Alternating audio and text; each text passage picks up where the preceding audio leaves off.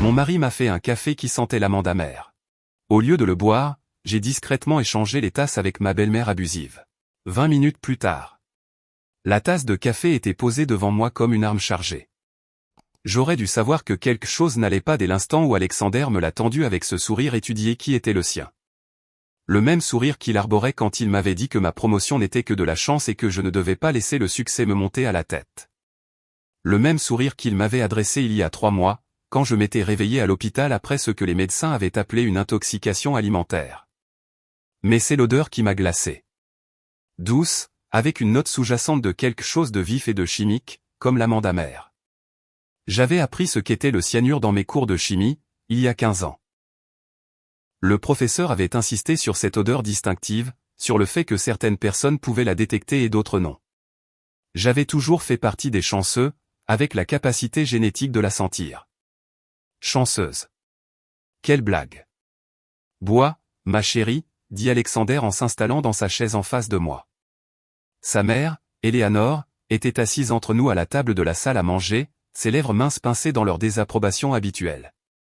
Elle vivait avec nous depuis 6 mois, depuis son accident qui lui avait laissé une hanche cassée et une excuse pratique pour surveiller chacun de mes mouvements. Il refroidit, ajouta Eleanor, sa voix aussi tranchante que du verre. Alexander s'est donné tant de mal pour le faire spécialement pour toi. J'ai porté la tasse à mes lèvres, mais je n'ai pas bu. Au lieu de cela, j'ai étudié le visage de mon mari par-dessus le bord.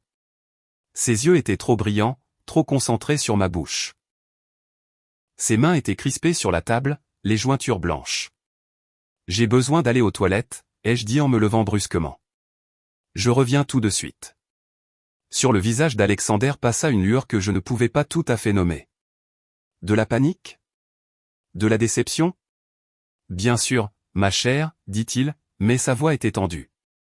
Je me suis dirigé vers la salle de bain, l'esprit en ébullition. Il y a 3 mois, j'avais été transporté d'urgence à l'hôpital pour de graves douleurs à l'estomac et des vomissements. Les médecins n'avaient pas pu trouver de cause, mais j'avais été violemment malade pendant des jours. C'était arrivé juste après qu'on m'ait offert le poste d'associé principal au cabinet d'avocat où je travaillais. Le même poste pour lequel Alexander avait été recalé 2 fois. Avant de replonger dans l'histoire, veuillez nous dire dans les commentaires de quel pays vous regardez cette vidéo. Nous aimons savoir d'où vient notre famille mondiale. Et si c'est votre première fois sur cette chaîne, veuillez vous abonner, cela aide à soutenir notre chaîne. Bonne écoute. 2 semaines avant cela, j'avais trouvé un étrange reçu dans le portefeuille d'Alexander. Un reçu d'une entreprise de fourniture chimique. Quand je lui avais posé la question, il avait ri, disant qu'il pensait se lancer dans la photographie. Mais je n'avais jamais vu le moindre équipement de photographie dans notre maison. La semaine dernière, j'avais surpris Eleanor en train de fouiller dans mon ordinateur portable pendant que j'étais sous la douche.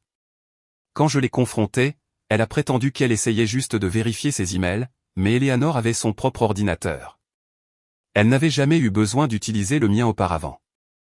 Je me suis aspergé le visage d'eau froide et je me suis regardé dans le miroir. Mon reflet était pâle et tiré.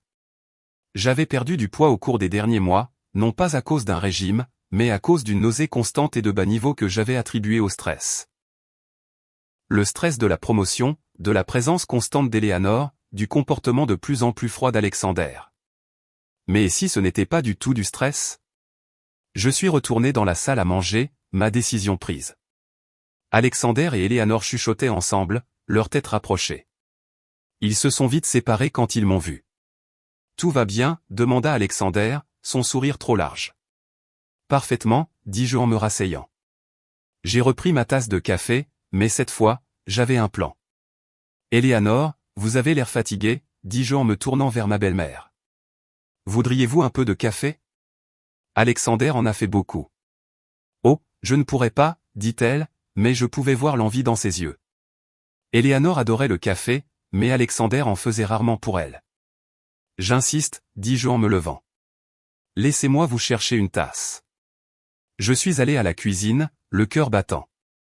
Dans le placard, j'ai trouvé une autre tasse, identique à la mienne. J'ai versé du café de la même cafetière qu'Alexander avait utilisée, mais ce café sentait normalement. Pas d'amandes amères, pas de douces notes chimiques. Je suis retourné dans la salle à manger avec la tasse fraîche et je l'ai posée devant Eleanor. Puis, d'un mouvement fluide, j'ai échangé nos tasses tout en faisant semblant d'ajuster ma serviette. Voilà, dis-je en me rasseyant. Profitez-en. Le visage d'Eleanor s'illumina d'un plaisir sincère. Merci, ma chère. Alexander, tu devrais faire du café pour ta mère plus souvent. Alexander me regardait avec une expression que je n'avais jamais vue auparavant, une haine pure et non diluée. Anna, dit-il prudemment, pourquoi ne bois-tu pas ton café? Tu as dit que tu étais fatiguée. Je suis fatigué, ai-je convenu, en soulevant la tasse qui contenait maintenant le café inoffensif d'Eleanor. Ça sent merveilleusement bon. J'ai pris une gorgée. C'était du café, ni plus, ni moins. Pendant ce temps, Eleanor buvait à grandes gorgées de la tasse qui m'était destinée. C'est délicieux, dit-elle. Quel est ton secret, Alexander? Le visage d'Alexander était maintenant gris, ses yeux allant et venant entre Eleanor et moi. Maman, peut-être que tu devrais. Devoir quoi? Interrompit Eleanor. Enfin recevoir un peu d'appréciation de mon fils? Il était temps. Elle a fini la moitié de la tasse en 3 longues gorgées. Je me suis adossé et j'ai attendu. Ça n'a pas pris longtemps. 15 minutes plus tard, la main d'Eleanor a commencé à trembler. Elle a reposé la tasse avec un bruit sec. Je ne me sens pas bien, dit-elle, la voix faible. Qu'est-ce qui ne va pas? Ai-je demandé, me penchant en avant avec une inquiétude feinte. Le visage d'Eleanor était rouge, sa respiration rapide. J'ai chaud, des vertiges. Alexander était devenu complètement blanc. Maman, combien en as-tu bu? Presque tout, halta Eleanor. Pourquoi? Qu'est-ce que? Elle n'a jamais fini sa phrase. Son corps a été pris de convulsions et elle est tombée en avant, sa chaise basculant en arrière alors qu'elle heurtait le sol.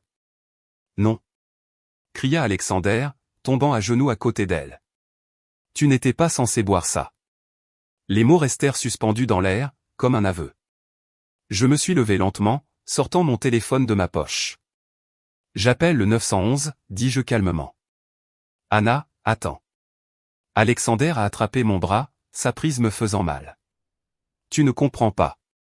Je comprends parfaitement, dis-je en me dégageant. Tu m'empoisonnes depuis des mois.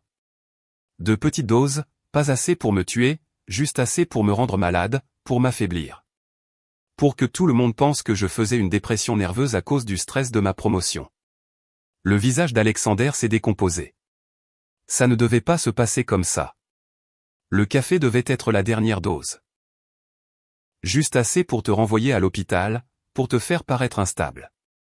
Et le cabinet aurait reconsidéré l'association, et tu l'aurais eu à la place, ai-je terminé. Mais tu es devenu gourmand. Tu as décidé de la rendre mortelle cette fois.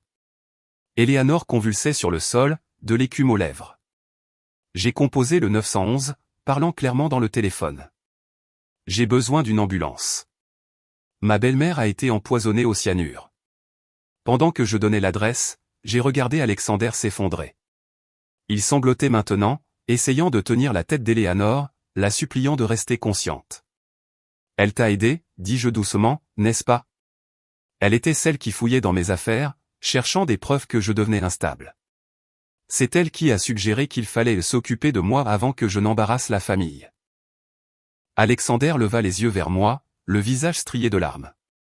Elle disait que tu prenais la grosse tête, qu'il fallait te remettre à ta place. Mais ça ne devait pas arriver. Elle n'était pas censée boire le poison qui m'était destiné. Je sais. Les ambulanciers sont arrivés en quelques minutes. Ils se sont occupés d'Eleanor avec une efficacité professionnelle, mais je pouvais voir sur leur visage qu'il était trop tard. Les convulsions avaient cessé, sa respiration était superficielle et irrégulière. Qu'a-t-elle ingéré? Demanda l'un des ambulanciers. Du cyanure, dis-je. C'était dans le café. L'ambulancier m'a regardé d'un air vif. Comment le savez-vous? Parce qu'il m'était destiné, dis-je. Mais j'ai échangé les tasses. Pendant que les ambulanciers travaillaient, je me suis surprise à penser aux 6 derniers mois. Comment Eleanor avait emménagé juste après ma promotion, prétendant avoir besoin d'aide pour se remettre de sa chute. Comment elle s'était montrée si intéressée par mon emploi du temps, mes habitudes alimentaires, mon niveau de stress. Comment elle avait été si prompte à suggérer que je me surmènerais peut-être, que je devrais peut-être envisager de renoncer à l'association. Comment Alexander avait été si solidaire des préoccupations de sa mère, si prompt à convenir que je semblais instable, que je devais prendre soin de moi. Ils avaient travaillé ensemble depuis le début. L'équipe parfaite, le fils dévoué et la belle-mère inquiète, tous deux soucieux de la santé mentale de la pauvre Anna. Mais ils m'avaient sous-estimé. Ils avaient oublié que j'étais une avocate, entraînée à remarquer les détails, à construire des dossiers à partir de fragments de preuves. Ils avaient oublié que j'avais passé 15 ans à apprendre à faire confiance à mon instinct, même quand tout le monde me disait que j'avais tort. Eleanor est morte dans l'ambulance sur le chemin de l'hôpital.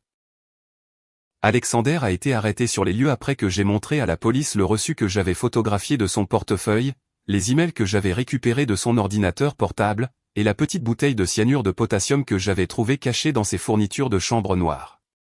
Le procès a fait sensation. Les nouvelles locales l'ont appelé « le meurtre à la tasse de café ».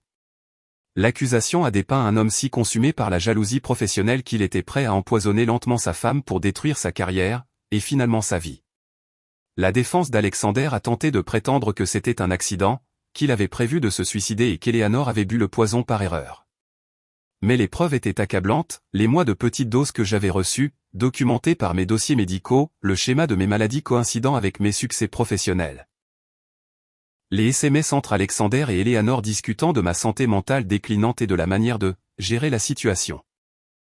J'ai témoigné pendant 3 jours, exposant l'affaire méthodiquement.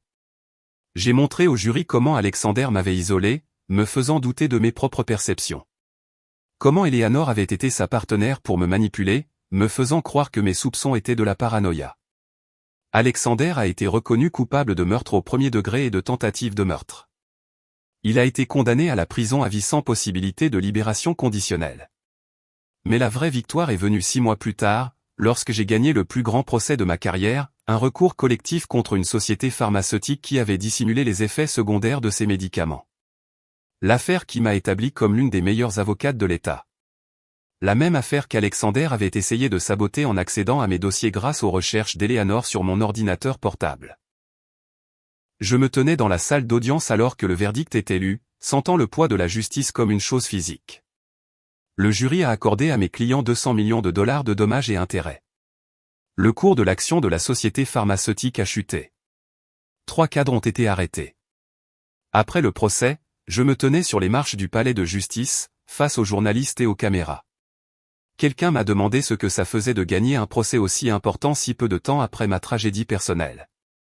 C'est comme si justice était faite, ai-je dit. Pas seulement pour mes clients, mais pour tous ceux à qui on a déjà dit qu'ils imaginaient des choses, qu'ils étaient trop sensibles, qu'ils ne pouvaient pas faire confiance à leur propre instinct. J'ai fait une pause, regardant la foule de journalistes et de badauds. Mon mari a essayé de m'empoisonner parce qu'il ne supportait pas que je réussisse là où il avait échoué. Il a essayé de me faire douter de moi-même, de me faire croire que j'étais faible et instable. Mais voici ce qu'il n'a pas compris, être pris pour cible ne vous rend pas faible. Survivre vous rend plus fort. Ce soir-là, j'étais assise dans ma cuisine, buvant du café dans la même tasse que j'avais échangée avec celle d'Eleanor ce jour-là. Le café avait le goût de la victoire, de la survie, de l'avenir que j'avais failli perdre.